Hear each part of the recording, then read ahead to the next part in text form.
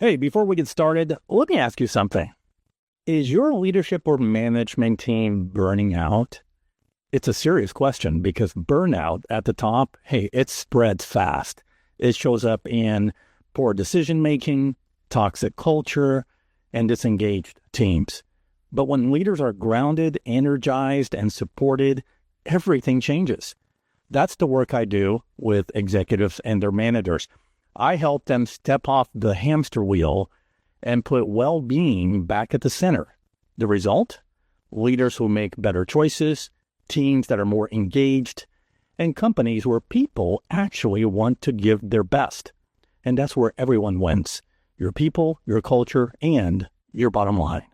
If you're ready to build a healthier, burnout-resistant, and more effective leadership culture, hey, I'd love to help. Find me on LinkedIn or reach me on my website at marcelschwantes.com. Welcome to the Love in Action Podcast. I'm your host, executive coach, speaker, and author, Marcel Schwantes. I believe that when we show up with our full humanity to work and lead from a place of love, joy, purpose, care, and inclusion, it's going to make a radical difference in your leadership, your business, and your bottom line. This is a show about actionable, practical love, the verb, as a leadership and business strategy. Let's get rolling.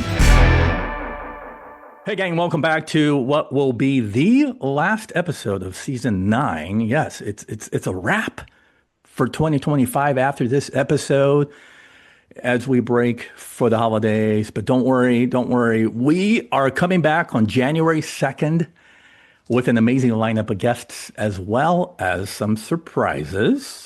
And so stay tuned for that. I'm not going to let the cat out of the bag right now. So you have to wait until January 2nd.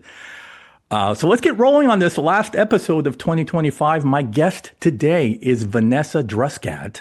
She is the author of The Emotionally Intelligent Team, Building Collaborative Groups That Outperform the Rest. And there is the book cover if you're watching on YouTube. Now, Vanessa, this is a great book for people that maybe have been asking the question, like, what makes exceptional teams that stand apart from others, right? What is it about them that leads to high performance? Because I've been in some atrocious teams, and I've been in some really good teams as well. And I've seen the drastic difference between the two. So something is going on with these teams that do quite well and collaborate at a high level, right? So we need to find out what that is. So Vanessa draws on her decades of research with teams inside organizations that identify the social norms and habits used by the most successful teams.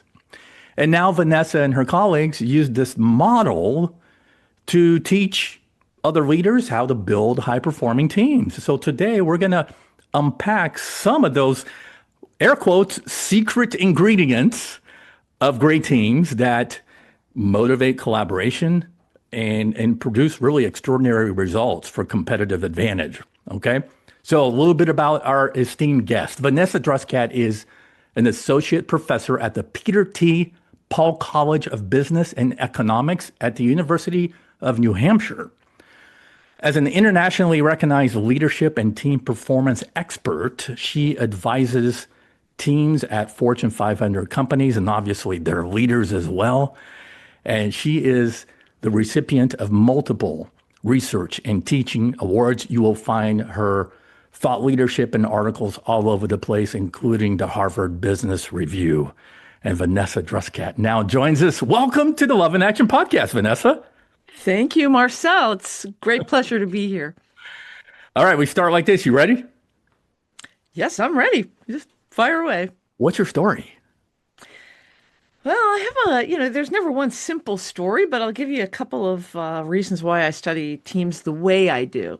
I grew up with two parents who were world travelers and world educators. And so they lived in their lives, they lived for over a year in 5 different continents. And of course, they took their children with them. And so what I learned when I was young was how the situation and the culture impacted me and the way I behaved. and also impacted my parents and the way they behave. So, for example, when we lived in East Africa, I remember my dad speaking with East Africans, and in the conversation, he would be asking them about their parents and their grandparents and their children and their uncles. And I remember as a child thinking, what the heck, man? He never asked those questions in the US. And so anyway, I learned early on that I needed to do the same, that I needed to adapt my behavior to the needs of the people around me or to the norms. That's one piece. The other piece is that I started some of the best times of my life were on teams, Mm, sports teams when I was young, and working situations. I lived in a farming community, and I worked in farms starting at the age of 12. mm. And we worked together in teams, and it was just a great experience. But when I got to the workplace, totally different situation. And what I noticed was that in some situations, the best in me was brought out, and in some situations, it wasn't. The worst in me was brought out. Mm. I would get so angry, the voice that follows you in your head at night. When you're lying in bed, I would be like, why did I behave that way? Why didn't I do X? Why did I do Y? So, anyway, when I went to graduate school, I studied psychology as an undergrad. When I went to graduate school, the big question in my head was, what makes for a great team? Yeah. What's going on here? What are the dynamics? Why aren't I the same person everywhere I go? Well, it turns out that in the psychology literature, there wasn't any answers to that question. Mm. Most of the research on teams was about personality or skills. The assumption being that, you had a certain personality or you had interpersonal skills and you'd bring them into every situation and that was who you were. Workshops all over the place with practitioners, how do you facilitate teams? What makes them tick?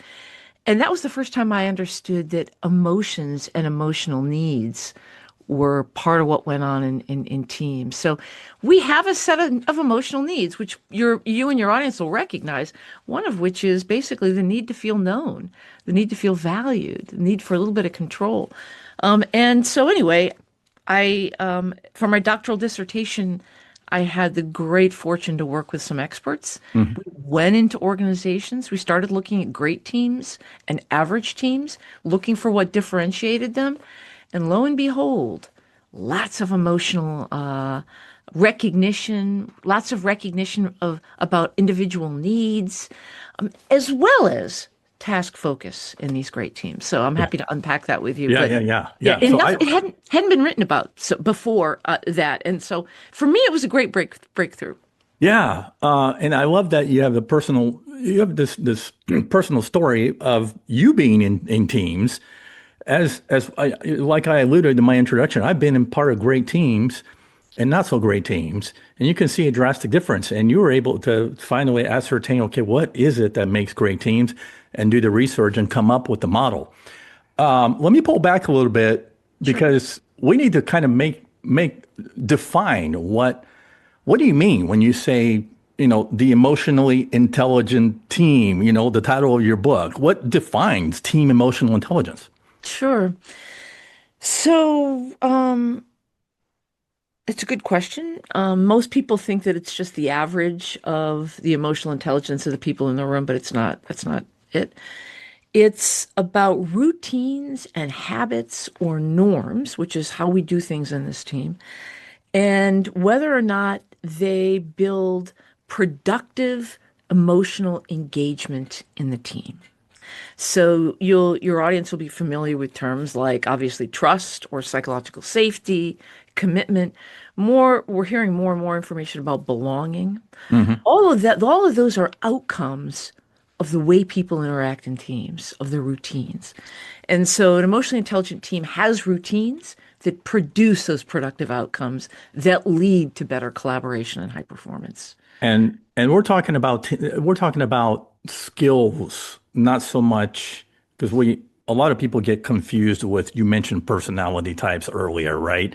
These are norms that people can actually learn and apply. They don't need to come from any kind of certain typology or orientation, right? No, they are simple things. Yeah. And so your use of the word skill doesn't fit this. So Okay. these are routines. Let me give you an example. One routine that we have found has a huge impact on behavior, huge impact on how much information people share, how comfortable people are in the team, whether or not they build trust and a sense of safety, is whether or not you do check-ins at the beginning of the meeting. Mm. So small, short check-ins, 30 seconds per person, good questions like what's on your mind? What are you excited about? What are you nervous about with regard to this team right now? Very quick times, not something that takes a long time, very efficient. And you do this constantly, and it's like peeling an onion of who the person is. So what happens here is that I get to know what's on Marcel's mind. I get to know a little bit about what he focuses on, what he cares about, more about him. And I fill in the blanks. I don't judge him anymore. I get to know him. So there's something about being known that increases your sense of belonging and attachment to the team. Okay. Mm. Minor thing, little check-ins. Nobody likes to waste that time, by the way. If you Yeah. suggest to your team that you want to do check-ins, they'll say, oh, God, no, that's a waste of time. Nobody wants that. But the outcome, how do you build trust? How do you build safety, right? Yeah. You build it through getting to know one another and meeting one another's needs. Yeah. When you check that box, you easily get into full participation, full engagement, and the kind of stuff that connects directly to higher performance. Okay, I'm so tempted to start drilling down, Yep. and I picked out one of the cluster norms, but before that, like pull back a little bit to give your full team EQ model. Okay. There's help one another succeed, and walk us through the rest. Sure. So just back up for 1 second. So this Yes. model was built by going into organizations and doing the obvious, which isn't obvious to most people, but finding that top performing teams and finding average performing teams doing the same task and looking at what was different in those high performing teams. So we did that across a bunch of industries and a bunch of different levels of teams and organizations. And we looked for patterns. So, what was it that we saw in those high performing teams? What was going on? So, we built the model, and the model has three buckets of routines or norms. So, let me say a word about norms. Norms are just, it's, for example, coming back to Africa. Or East Africa, Kenya, where my dad spent a lot of time, Tanzania. Um, the norm is that you ask people that you connect with them personally and that you care about their family, you know? Mm. You recognize that their family, they believe their family is part of who they are, right? That's a norm. And so once you connect, then you can move on to the work at hand. That's a norm, a cultural norm. Another cultural norm I learned when I was young is when you win at a running race, you don't jump up and down and squeal with delight. No, that you don't do that in England, and you don't do that in East Africa. Because anyway, for whatever reason. So norms and teams, you can walk between these teams and you feel the norms. Yeah. They're doing the same task. It feels differently because the routines are different and the level of engagement is different. Okay. Mm. So what we found in our research and across all these different industries and levels, three buckets of norms. Okay. Three categories of norms. The first one is exactly what you said. We've labeled it how we help one another succeed. And was the best label that we could come up with to say that it focuses on the individual, right? You long known fact, if I can use that word as a scientist, about teams is if you don't take care of the individuals, they're not going to be engaged for the hard work. Okay. Individuals, you must care for the individuals. You must motivate them by including them and making them feel part of what you're doing. Okay. And so you need to help them succeed. It looks different at different levels. Yeah. At the highest levels, at CEO level teams, it's like what I've seen is you talk and you say, and I would say, hey, Marcel, as the vice president of finance, what are some of your challenges? How might I be able to help you? Because as vice president of marketing or human resources, there's things I know that could help you. Share your challenges. I'm going to help you. How am I going to help you succeed? That's what it looks like at the top. At other levels, it looks quite different, but the point being, you have to care for the individuals. The second bucket is about constant improvement and including all voices. Again, if there's a fact, if I can use the word fact, about team dynamics, is that the more participation you get, the better the collaboration and outcomes. Even the lousy points of view add value. And I can say more about that if you're interested. We've known that for a long time. We've also known that the propensity is to talk about everything everybody knows about. So what the people with power in the team want to talk about, everybody acquiesces and coalesces around that. That's average. That's average performance. Great teams break out of that by hearing from everyone. And then the third bucket is about reaching out for new ideas, reaching out to your stakeholders, getting information that your just team has the humility to recognize it doesn't have it inside. So those are the norms that build the safety and the trust and that lead to better collaboration and performance. I love it. I love it. Okay, so for the sake of time, I'm going to pick out that first bucket, help one another succeed. That is so, to me, it's so instrumental in even my own coaching work when I coach leaders. This is what I'm trying to get them to do. Yeah. Is to create an atmosphere of psychological safety, which leads to high collaboration, and where employees have a great experience at work, and then that leads to all the other things, right? Yes. So, so help one another succeed. Let's break that down. There's now it's like that sub bucket now has three other buckets inside of it, right? Yes. Okay. Three So routines. what are they? What are the routines? Sure. So first let me say that it's not about only the leader and the individual. We do this, everyone in the team. So little known point about teams is that teamwork is about the way everyone in the team interacts with one another. It's not just the leader and the individuals. So how you treat me, Marcel, as a team member impacts my level of engagement. Yeah. Right? If you don't treat me well, I'm going to tunnel back into my selfishness. So anyway, those three norms, great question. First one on the list is the most basic and yet the most important. It comes back to that being known that I mentioned earlier. We call it understand team members, and check-ins are one way to do that. But I could elaborate so much, but we don't have time. Read the book and you'll see a lot of stories about this. But basically, it's getting to know, peeling the onion of what this person cares about, what they're good at, what they know, what they can add value around in the team. And people have to feel known to feel like they belong. And this could be also delving into people's personality types and working styles, right? Absolutely. Absolutely. Personality assessments are part of this. Okay. It can't be one and done. I worked with a team once that created name tents for everybody, and they put their personality styles from various tests and work styles on the tent, and they used the tents when they onboarded new members. So people right away knew extroverts, introverts, and we were reminded of it constantly. But yes, you don't treat everyone the same.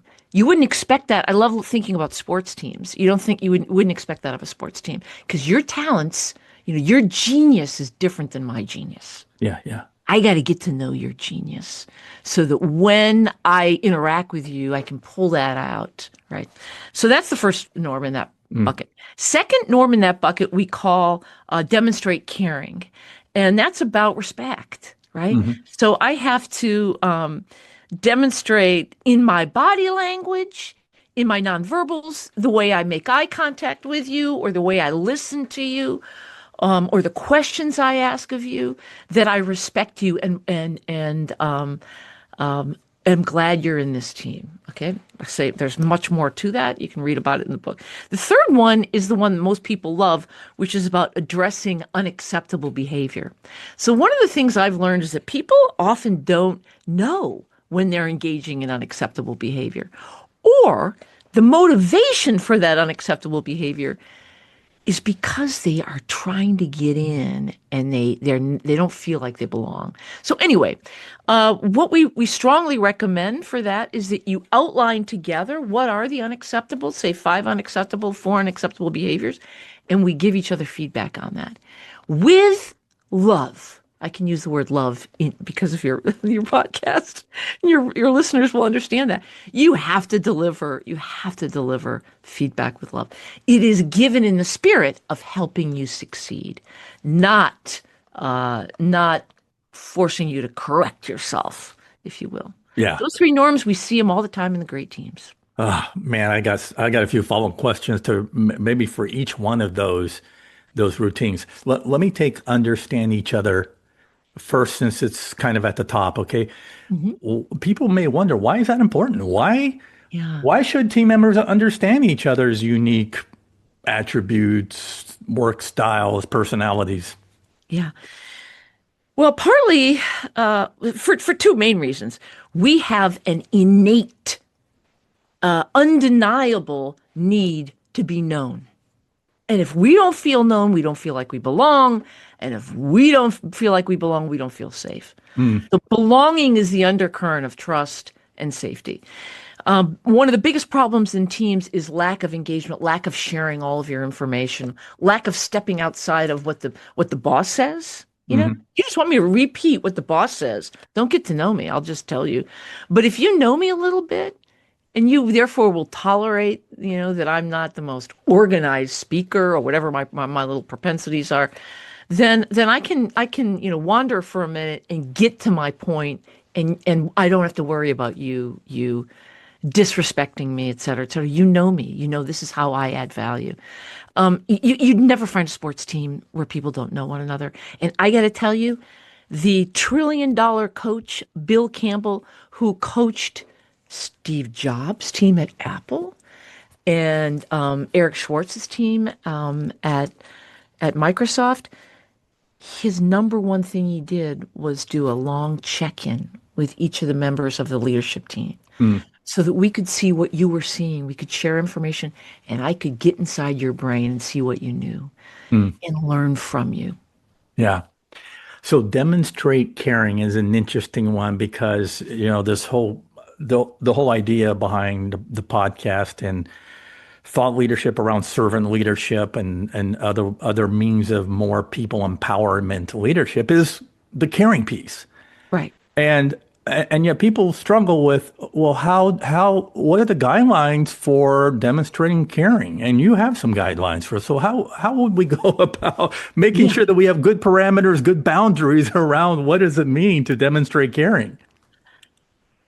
First of all, it has to be among the team members and not just between the leaders. So the leader models it, role models it as best they can. Yeah. But it's really about how we treat one another. So what I always recommend is that you first you kick it off with listing out how do we do this? Where have we seen this?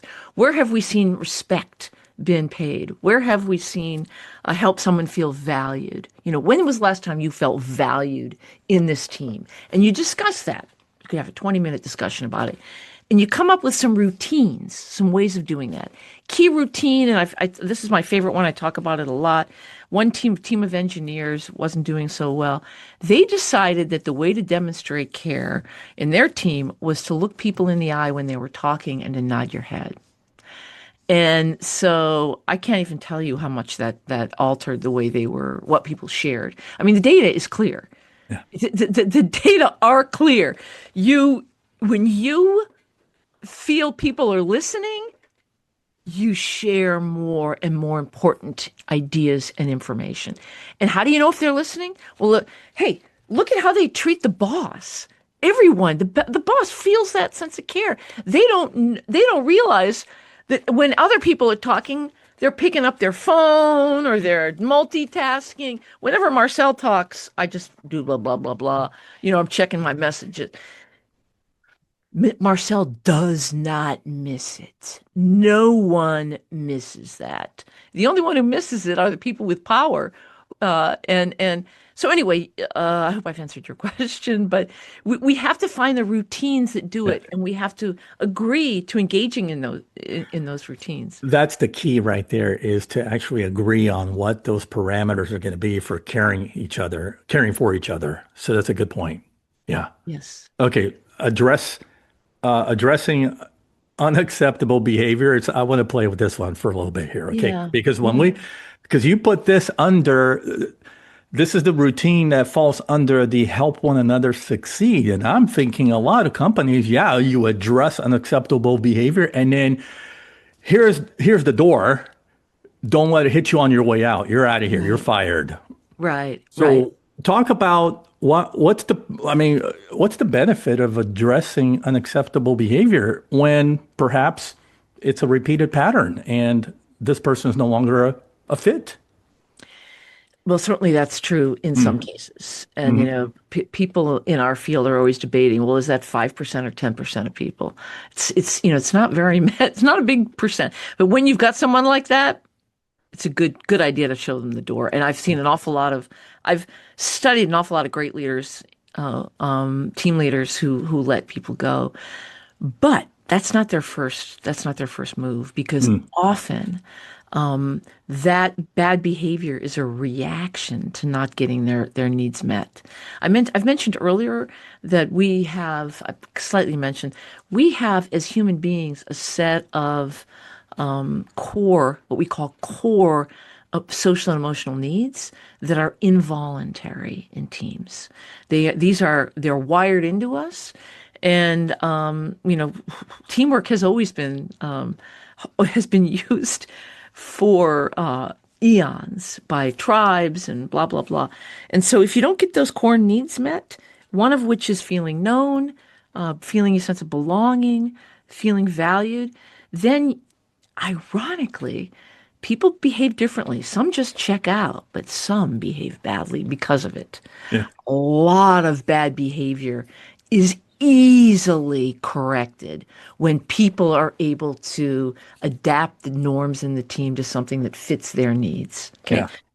Yeah. So anyway, the big thing is that who's best to give you feedback? We don't get enough feedback in the workplace. And your team members, especially when they get to know you and they do care about you, those are norms that need to be put in place first. And you feel cared by them, they can give you the best feedback of anyone. I've seen it in teams.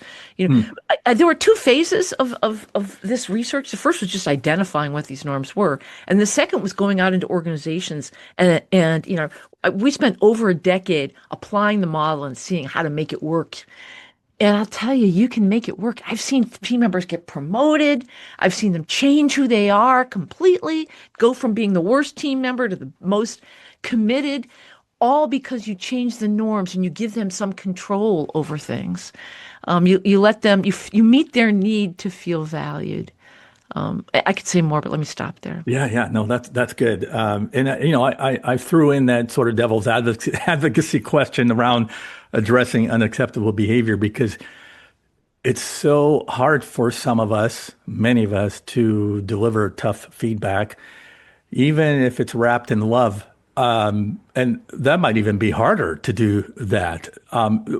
Do you have a way to maybe demonstrate how do we deliver tough feedback in a way that's not going to diminish someone and and not make them feel like they belong? Now you have a disengaged employee who feels completely undignified, right? And Right. so you want tough feedback, but in a way that still makes people feel like, okay, it's a nudge forward. Yeah, I got my butt kicked here, but Yeah. it's for my own good Yeah. because they're trying to help me Yeah. perform better or help me address this blind spot.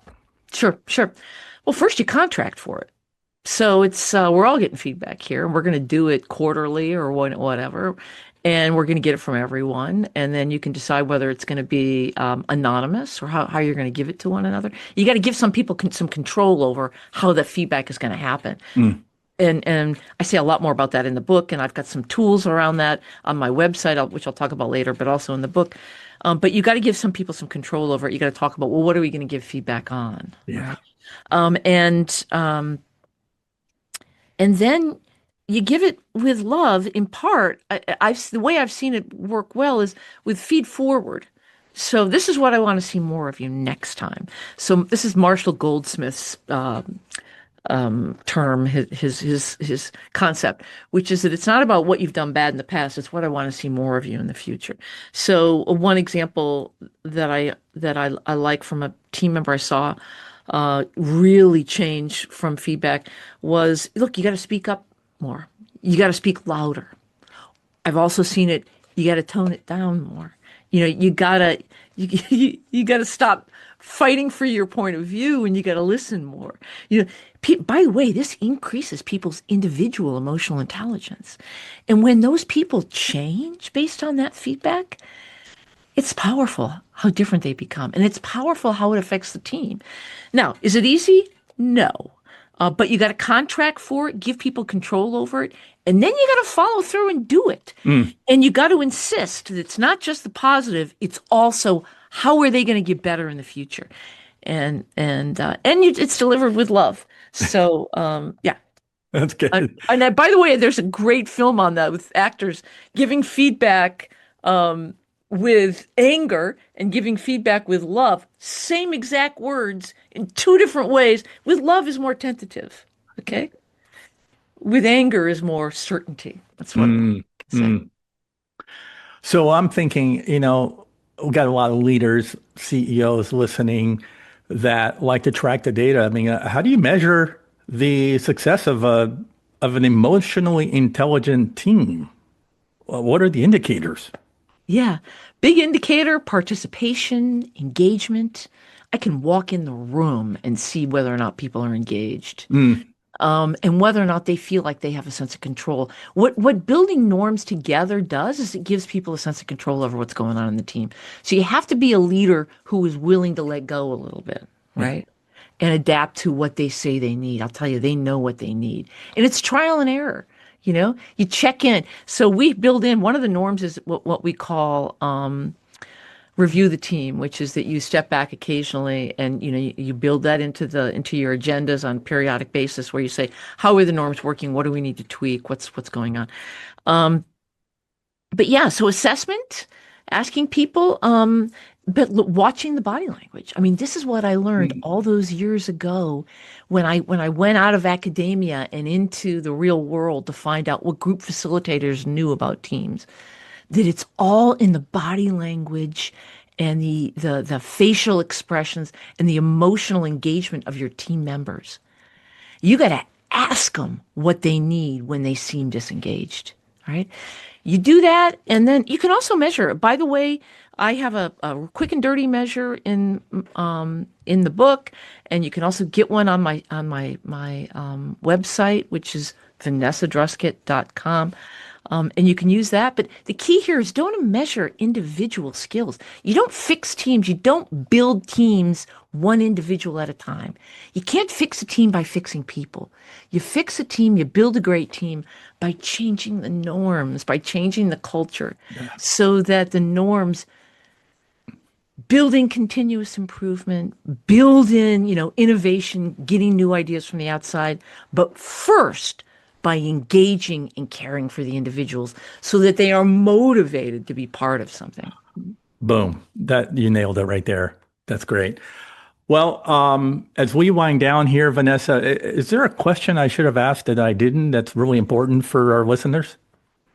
Um, let's see. Oh, I want to talk just for a second about groupthink and Oh, decision making. yeah. Yeah. Do groups make better decisions? And they do when everyone's engaged, when everyone participates. Groupthink, we used to think that people would just conform to norms. Like we used to think that people would just say, oh, well, I better shut up here. I'm not very valued. But it doesn't work that way. We now, when neuroscience now showing what goes on in the brain when you're in a group and you disagree with what's going on, you get an error message. And the error message is about getting kicked out of the tribe if you don't get along. Hmm. Or the error message tells you that someone else would have raised that idea if it had been a good one. You don't want people doing that. You want people sharing what they know. You don't want them going on and on and on and on and on. So you got to be willing to cut people off, right? Contract for that. I'm going to cut you off if you talk for too long. But I want to hear from everyone and I want the wildest ideas. And you got to build that into the culture. And we talk a lot about that. We have a norm called support expression, which is what gets you out of being, yes people to the leader. Very Okay, important. strap on your seatbelt, Vanessa. We have arrived at our speed round. So Excellent. here we go. No whiplashes, hopefully. Right. What makes you smile these days? Um, I smile when I interact with individuals. There's so much pain out there right now, so much to feel angry about and splits and things. But when I talk to people, individuals, I just think people are phenomenal. We got to get at the core of who they are. Yeah, they make me smile. Mm, okay, we're all about learning here and developing ourselves, right? What's one of the greatest lessons that you've learned in life? I've learned over and over that I'm not the smartest one in the room and that I'm much smarter with other people around me when I listen. That is, and it's a lesson I've had to learn over and over again. I always think my ideas are the best. And if I just shut my mouth, I learn so much more and we co-create something better than I ever would have thought of. Okay, pick something outside of your research that you like absolutely geek out on. Mm, I geek out on child development, the child's brain. This is one thing. Wow. Oh my God, there's so much cool research on children Uh-huh. and how they read norms, you know? So what they and how they adapt to what the environment want. It all starts, human children are so different than any other animals. We're born to be social learners. So they Wow. read the environment. And by the way, this is really fascinating. They like generosity. They prefer dolls and toys that they've seen in puppet shows. This is before they're a year old. They prefer to play with toys that are kind and not toys that are mean before Mm, they're a year old. They'll go and grab for the toy that in the puppet show was the kind one. that's a good one. Okay, That's a good one. Yeah. name a person, dead or alive, that you would love to have dinner with. My mother, she passed away a decade ago. Mm, So much that I wish I'd asked her. I had the pleasure of spending an extra decade with my dad, but my mom, I don't know why I didn't ask her more. that's good. Okay, we wrap up the questions with what is your biggest hope for the for really for 2026? I am hoping that we stop focusing on perfecting individuals and start recognizing that we need one another, that the power is in the collective. So I want students to learn collaboration skills. I want leaders to learn that, and people to know that talking and working together builds so much more, means so much more than becoming perfect individuals Mm, ourselves. I don't know if that makes sense, but I'm mhm. still putting words around it. I just see so much focus on how do I make myself the most emotionally intelligent with grit and perseverance? How do I get more out of my day? As opposed to how do I collaborate with others to help solve the problems? Resilience, we need others to build resilience. Mhm. Most of what we need is in relationships and not in our own head, Mm. laying dormant in there. What's laying dormant is our ability to connect with others. Anyway, so that's I think what your podcast is all about, Marcel. It's about what love can do for the collective. Oh, that's good. That's good. Well, you have survived the speed round. Cool. Thank you. Okay, we bring home the episode with two questions, as we do with every guest. The first one is podcast theme, leading with love. So, sticking with themes of your book, emotional intelligence teams, and a leader's responsibility to bring people closer together, to collaborate better, etc. How do I lead that way? How do I lead with more practical, actionable love and care? First thing you need to do is you need to ask your team members, how do we improve? What do we need now that we don't currently have? Mm, And then you need to think about building those things into routines, into norms, so that they're not one and done. So we just spend all our time trying to hire the best people or fix people, and we don't spend enough time asking the collective what it needs in order to work better together. So I would start with asking people what they need, doing an assessment. So that my biggest thing is assessing. Let's talk about, I talk about plus deltas, which is just a list. What's working well in this team, which is the plus. What do we need to change so that we can all work better together, right? And then the other piece to that is no one's going to ask for this, but you've got to get to know one another better. yeah. And it doesn't have to be all at once. It can be pairing people up that don't know one another for online coffee meetings, whatever. We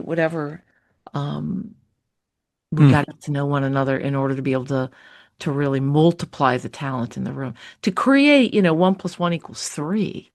mm, I need to know what to pull out of you. There's so much in you, Marcel, that's an unknown competence to you, but it's in there. When you start sharing it with me, I'm more likely to be able to pull it out and share it with the group and tap into it more often. That makes for great teams. yeah. Yeah. Absolutely. All right. Bring us home. What's that one thing you want people to take away from this amazing conversation?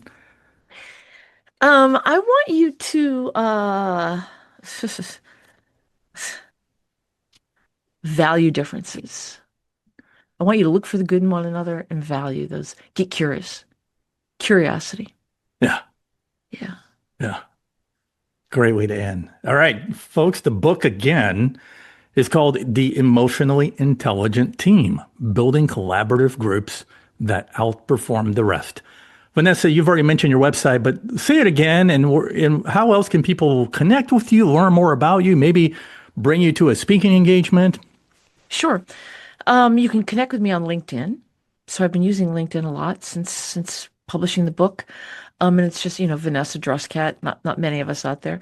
And then my website is vanessa druskat.com. And I've got resources on the website, and I'm adding more. I've got my daughter putting together my website for me, and she's a little slow to getting it all up there.